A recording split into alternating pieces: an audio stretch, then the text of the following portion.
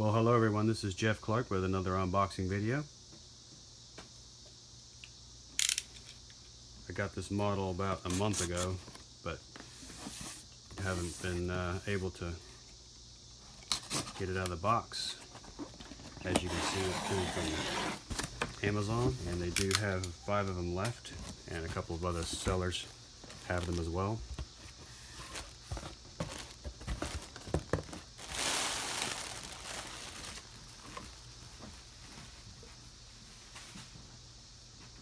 This is a Gemini 200 Gemini Jets.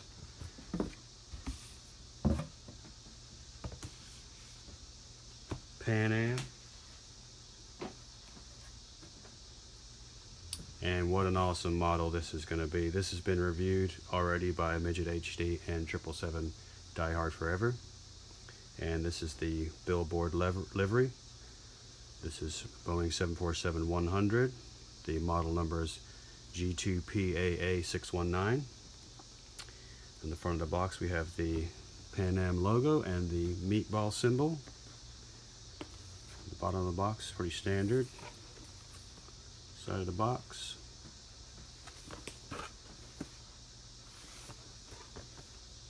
Nothing crazy there. Although this is official Boeing licensed product. And the official Pan Am logo. Let me give you a little bit of background about Pan American Airways. Pan American Airways Corporation was started in 1927 by Henry Arnold, Carl Spaatz, and John Jewett.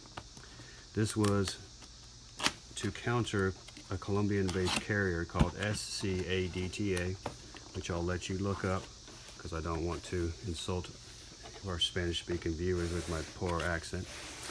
And this was a German-owned company, and there was some concern that that German-owned company had eyes on the area around the Panama Canal and potential for some kind of intervention there. And this was, of course, pre-World War II, so this was in March the 14th, 1927.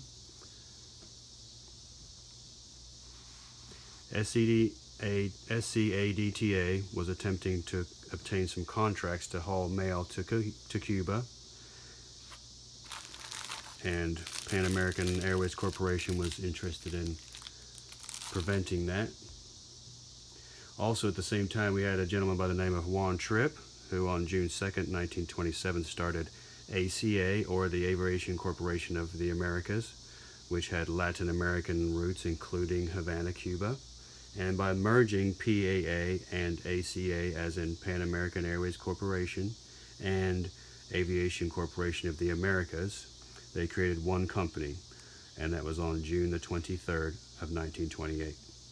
Pan American Airways became a subsidiary of Aviation Corporation of the Americas, and Pan American Airways was renamed to Pan American Airways Corporation in 1931. This company was headed by Mr. Juan Trippe. Pan Am was the launch customer of this Boeing 747 that you see here, and it flew its first revenue flight on January the 21st, 1970.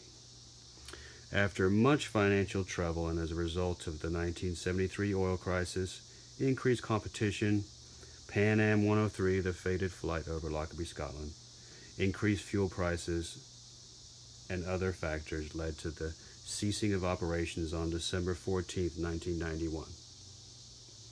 Now the registration of this aircraft is N741PA, and I flew on a different registration, although I don't have that particular registration, on June 25th, 1975 from London Heathrow to Seattle and then on to San Francisco. So this is a nice, interesting model for me to have because it's a plane that I have flown on, but not this particular registration and not this particular livery. So a couple of factors there.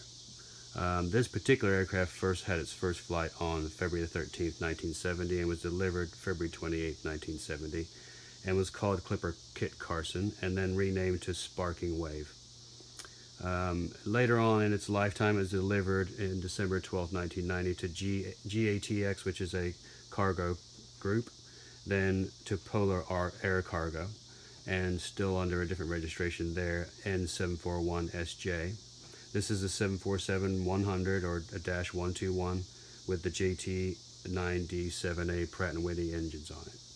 And apparently this aircraft is stored at the Mobile, Alabama downtown airport, although I wasn't able to locate it on Google Maps, so I'm not sure where this thing is now, but it has a pretty interesting story. The manufacturing serial number on this model is 19648, and the line number was 17. So take a look at the model here. We've got the plastic protective covering, which looks like it came off when I pulled out of the box, perhaps. And then we have the gear in its own separate package. And these just fit in with little magnets underside of the wings and also in the nose gear. These are the gear doors, so if you want to have it in a in-flight configuration, you can take the gear out and put these doors in their place so that it has a nice look to it. There's also some tools in there for removing the doors. We've got this stand here. It's a wooden stand, and it has this blue covering on it, which we'll go ahead and take that off right now.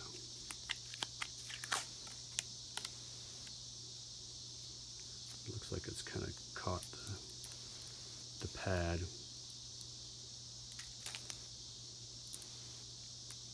There we go.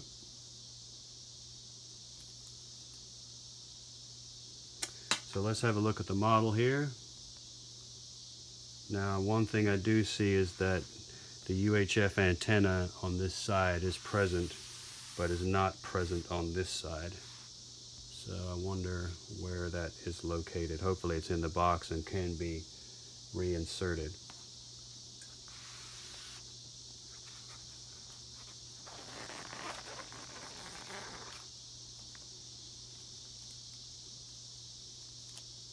Go ahead and take this off. Again, that protective covering.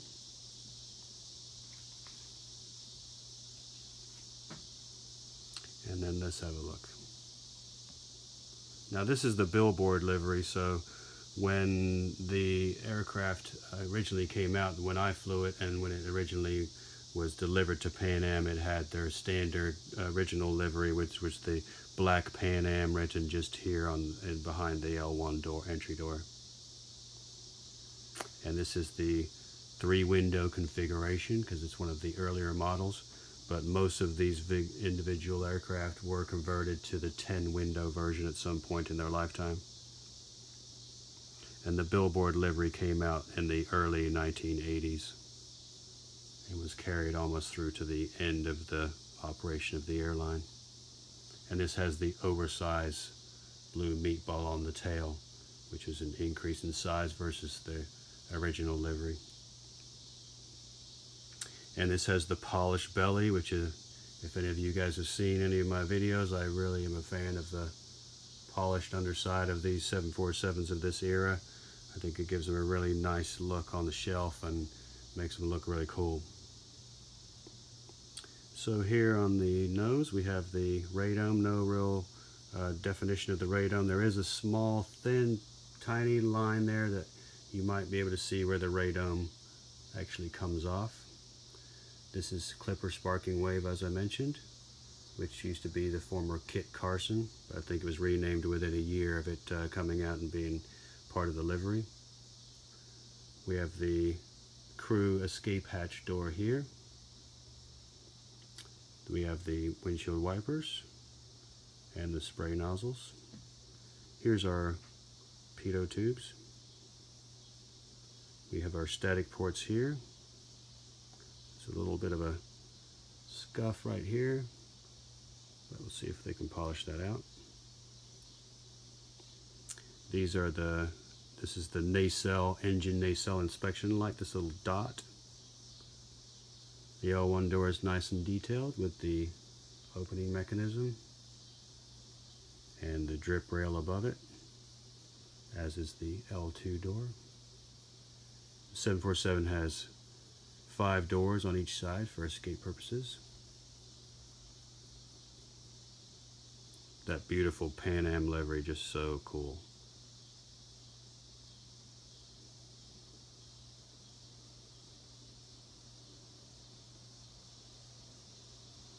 Our ship registration, our N741PA. And the rear entry door. We have the APU housing doors here. Nice 3D effect here. You can see that there's actually raised up. This is the mechanism that allows the horizontal stabilizer to rotate so that it can change its pitch during flight. This is the air intake for the APU, and this is the exhaust for the APU. Strobe light below that.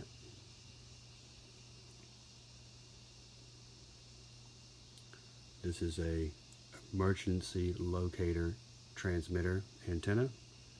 These are pressure release valves for the interior compartment.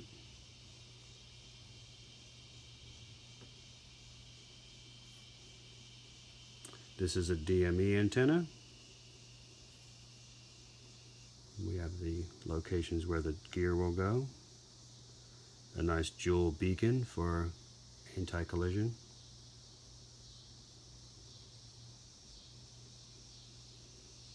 Nice different color there on the doors. That's kind of neat looking.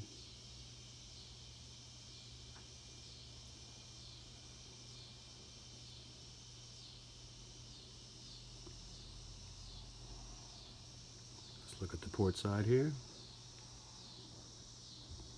And we see nice 3D contouring of the spoilers, the inboard flaps, the outboard flaps, and the ailerons. We've got our red navigation light here. Also, there's a strobe light right here, which they actually do have on this model, which is nice. And then there's a navigation light here that would be actually on the tip of the antenna. And of course, as you can see here, we have the antennas missing. So hopefully it's in the box. I have not had a look yet. So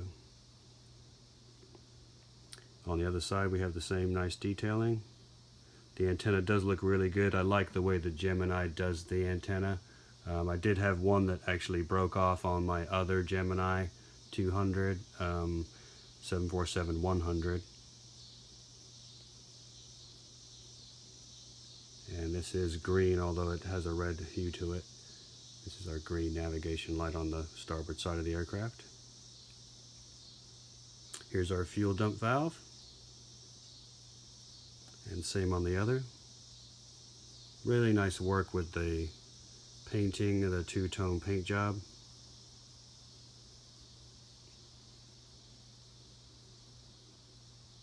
And in this case, the Krieger slats aren't painted white. I think that on the 747s for British Airways, they are painted. At least the two sets of inboard slats are painted.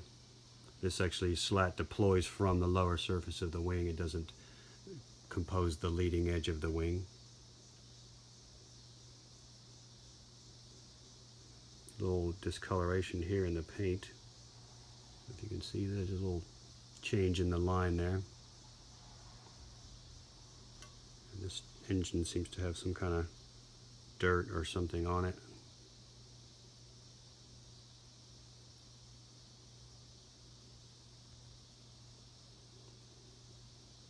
And these are the JT9D-7As.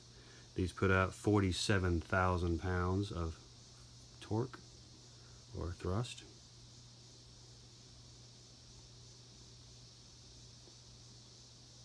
On the top we have our VHF antenna and another one forward. Anti-collision beacon.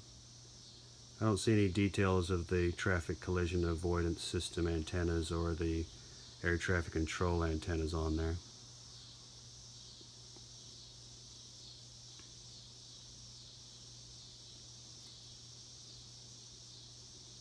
Look at the starboard side.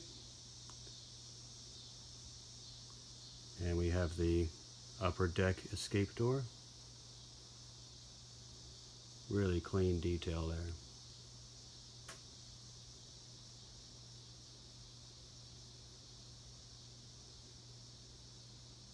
our forward LD3 loading door, the cargo door.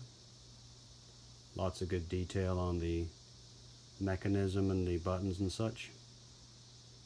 You can even make out the hinge a little bit at the top there. This is an illumination light, this small circle, so that the operator of the equipment that raises the units up to the door can clearly see. And we have our passenger escape doors. There's no walkway marked on this particular model. And I don't think that this aircraft actually has a walkway written on it or painted on the wing. Good view of that green navigation light there.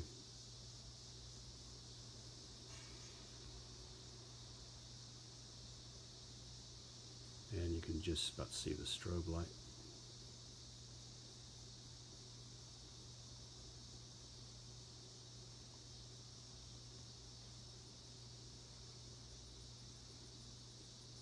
It's the rear LD3 loading door. And the bulk bin door, this door right here. And then to the left of the bulk bin door we have another illumination light. This is so that the operator of the belt system that goes up to the door can clearly see what he's doing at night.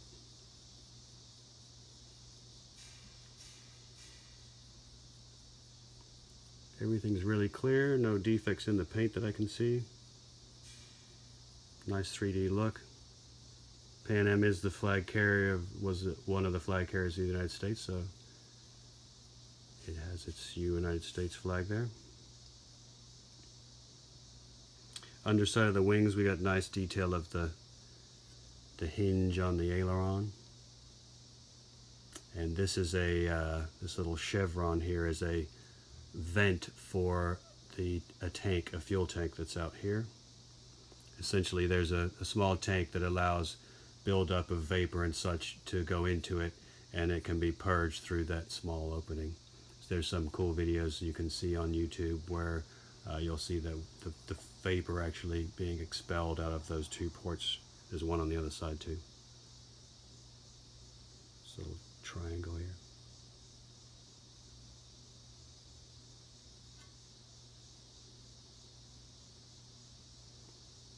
And then got a nice feature here that Gemini's been doing, and that is the dual landing gear, or landing light, excuse me, on both sides. Really neat looking aircraft. The 747 is just such an iconic and lovely looking machine. I've flown on the 100 and now the Dash 8.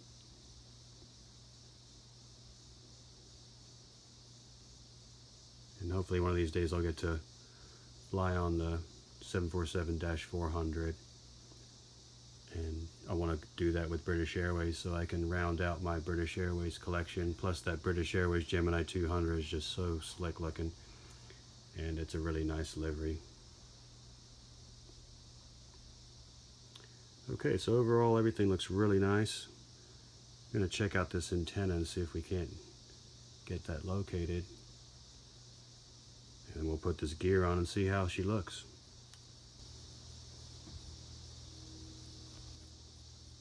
Well, I found the antenna. You can see it speared through the styrofoam. You can just about see it coming through the other side, so I'll get a little pair of tweezers and pull that out of there and see if I can get it glued back on. Looks like it had a good shift inside the box during shipping and just poked it in there and broke it. So I think it should be able to be glued on pretty easy then.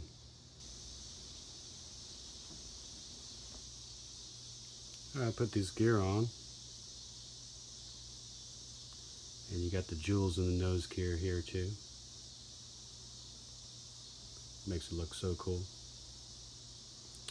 And the shock on the 747 goes forward. And these little things poking out at the back, these are the steering gear actuators. Essentially there's a piston in there, and that allows the nose gear to turn. And then the partial registration on the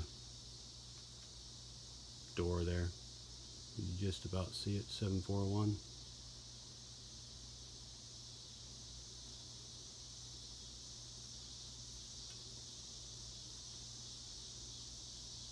And these are ducts for the air conditioning system.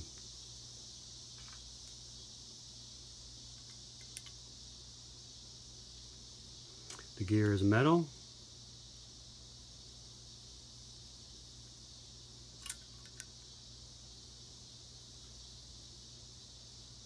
And there's a little magnet in there. I like storing my models in the in-flight configuration. So these do tilt, or actually the outboard ones don't. Interesting.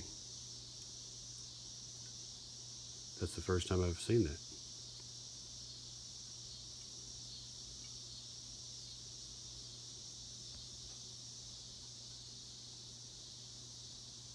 Nice and straight, which is good.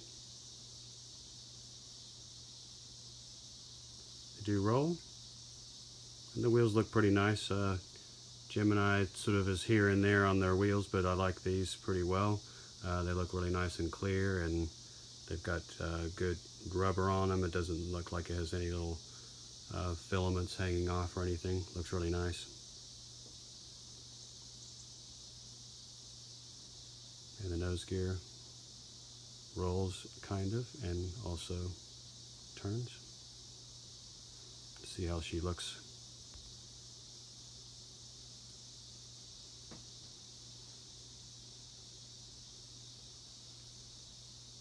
Beautiful looking aircraft. That Pan Am is just stunning. It's going to look really nice on the shelf. So the next thing I'm going to attempt to do is get this thing glued back on, which is a little tricky, but hopefully I'll come back here in a second with some good news. So I was able to get the antenna re-glued back on there pretty well. Looks a bit weird from that angle, but the top view looks fine. The antenna wasn't in bad condition, but it's obviously just been broken off of there pretty easily. So everything's back in order. Looks good.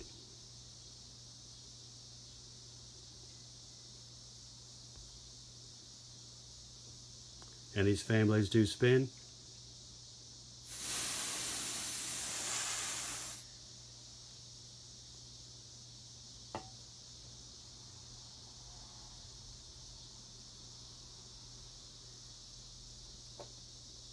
I got a can of canned air just to kind of show you the fan blades moving.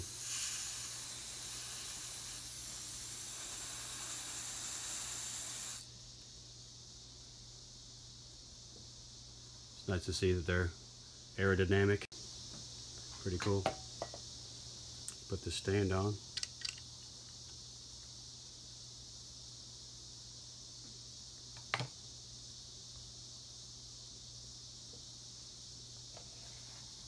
See if she sits pretty straight. And she does. Looks nice. Nice posture of the model. Got a good sort of nice pitch there as she's reaching for the skies on yet another long journey. Nice to have another model of a aircraft type and livery that I've flown on. Maybe not this exact Pan Am, but pretty close. It's a nice model to have. So anyway, thanks for watching.